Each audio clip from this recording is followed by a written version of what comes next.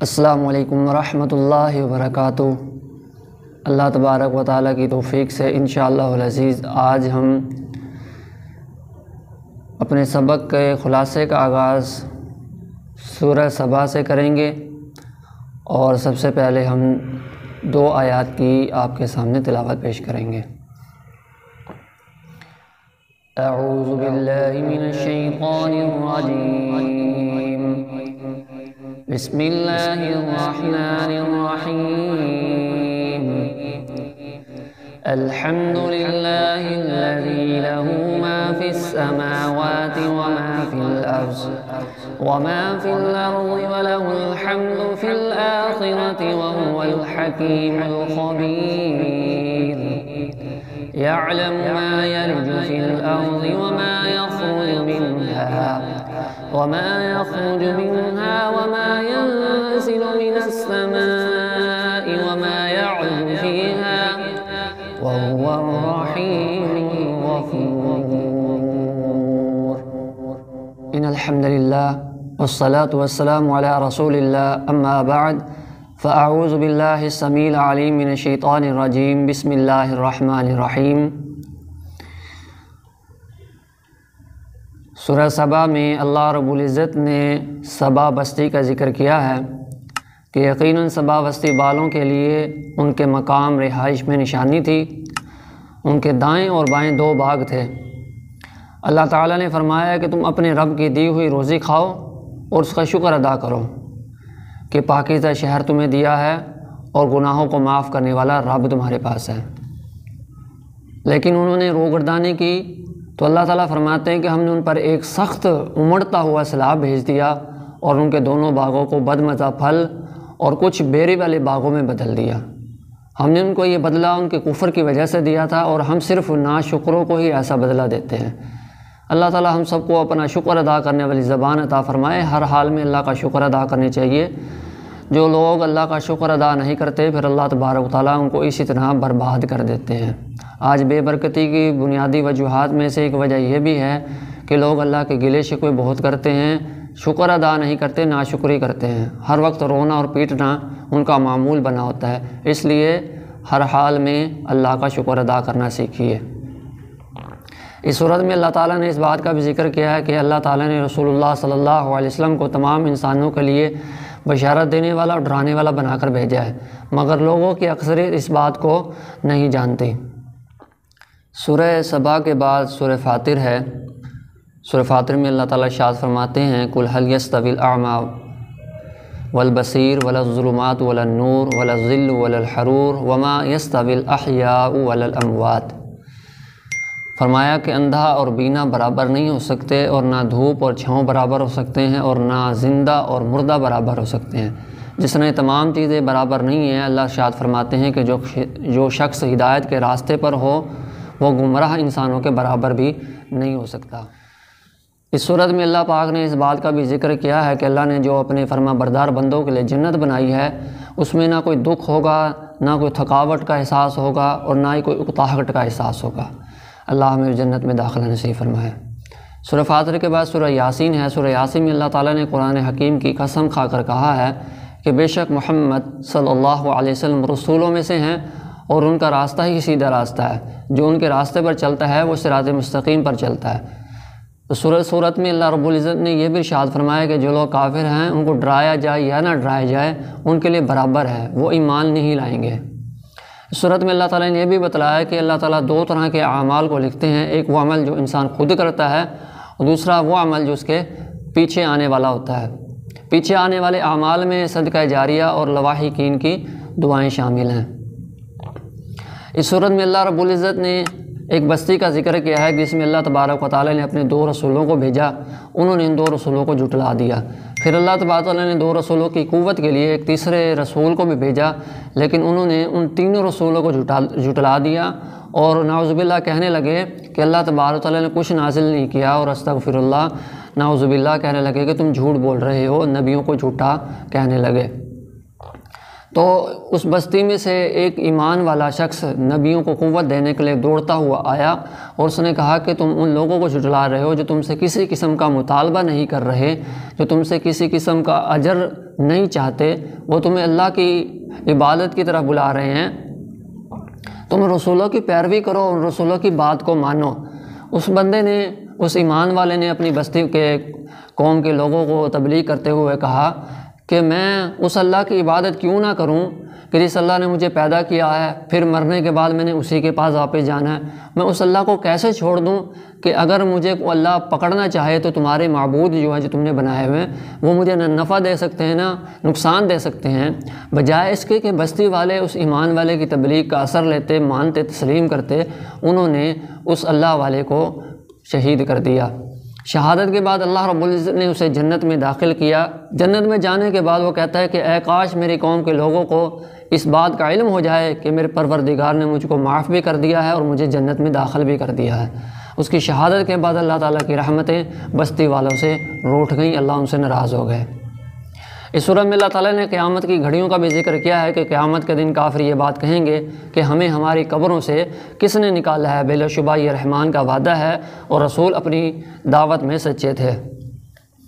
اللہ تعالیٰ فرماتے ہیں کہ قیامت کے دن اللہ تعالیٰ مجرموں کے لبوں پر مہر لگا دیں گے، ان کے ہاتھ اور ان کے قدم ان کے خلاف پھر گواہی دیں گے۔ اللہ تعالیٰ ہمیں محفوظ فرمائے کہ ایسا وہ وقت ہوگا کہ جب اپنے انسان کے ہاتھ ہی، اس کے اپنے قدم ہی اس کے خلاف گواہی دیں۔ اس لیے اپنے ہاتھوں کا، اپنے جسم کے ایک ایک اعضاء کا استعمال اللہ اور اس کے رسول صلی اللہ علیہ وسلم کے طریقے کے مطابق کرنے کی کوشش کریں اور اللہ تبارک و تعالیٰ سے ہدایت طلب کیا کریں۔ سورہ یاسین کے بعد سورہ صافات ہے۔ سورہ صافات میں اللہ تبارک و تعالیٰ نے جناب ابراہیم علیہ السلام کی عظیم قربانی کا ذکر کیا ہے کہ اللہ تعالیٰ نے ان کو خواب میں دکھلایا کہ وہ اپنے بیٹے جناب اسماعیل علیہ السلام کو ذبح کر رہے ہیں، ان کے گلے پر چھری چلا رہے ہیں۔ جناب ابراہیم علیہ السلام نے اپنا یہ خواب اپنے لخت جگر اپنے بیٹے اسماعیل علیہ السلام کو بتایا کہ میں نے خواب میں دیکھا ہے کہ میں تمہارے گلے پر چھری چلا رہا ہوں۔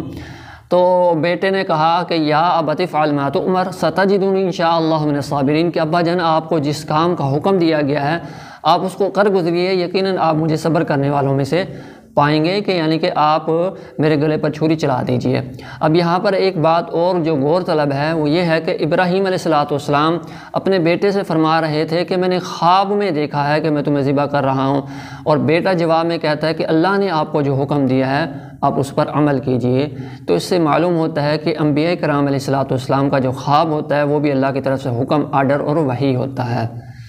تو جناب ابراہیم علیہ السلام نے اپنے لخت جگر اسماعیل علیہ السلام کو پیشانی کے بل لٹا دیا اور ان پر چھری چلانا شروع کر دی۔ تو اللہ تبارک و تعالیٰ نے جناب ابراہیم علیہ السلام کو پکار کر کہا کہ یا ابراہیم قد صدقت الرؤیا انا کذالک نجزی المحسنین، کہ آپ نے اپنا خواب سچا کر دکھایا، اور اس طرح اللہ تعالیٰ نے جناب ابراہیم علیہ السلام اور اسماعیل علیہ السلام کی قربانی کو قبول فرما لیا۔ دنیا کے لیے آپ کی قربانی کو ایک مثال اور نمونہ بنا دیا، اور پوری امت کو یہ حکم دیا کہ وہ ان کے نقش قدم پر عمل کرتے ہوئے اللہ کے راستے میں 10 ذی الحج کو ایک جانور ذبح کریں۔ یہاں سے ایک بات اور بھی ثابت ہوتی ہے، واضح ہوتی ہے کہ اگر ابراہیم علیہ السلام کے پاس غیب کا علم ہوتا، ان کو معلوم ہوتا کہ اگر میں اپنے بیٹے کے گلے پر چھری چلاؤں گا اور چھری نے چلنا نہیں، اللہ نے مینڈا بھیج دینا ہے، یہ سارے معاملات اگر ان کو پہلے سے معلوم ہوتے تو پھر ان کی قربانی نہ رہتی۔ قربانی تب ہی بنے گی جب بات معلوم نہ ہو۔ تو اس سے معلوم ہوتا ہے کہ ابراہیم علیہ السلام کو پہلے سے اس بات کا علم نہیں تھا، تبھی ان کی قربانی بنی۔ اس کے بعد سورہ صاد ہے۔ سورہ صاد میں اللہ تعالیٰ نے مشرکین کے جناب رسول اللہ صلی اللہ علیہ وسلم کی دعوت پر اعتراض کا ذکر کیا ہے کہ انہوں نے الہ واحد کی عبادت کا درس دیا اور باقی تمام معبودوں کی نفی کی، اور یہ بات مشرکین کو کسی طور پر بھی گوارا نہیں تھی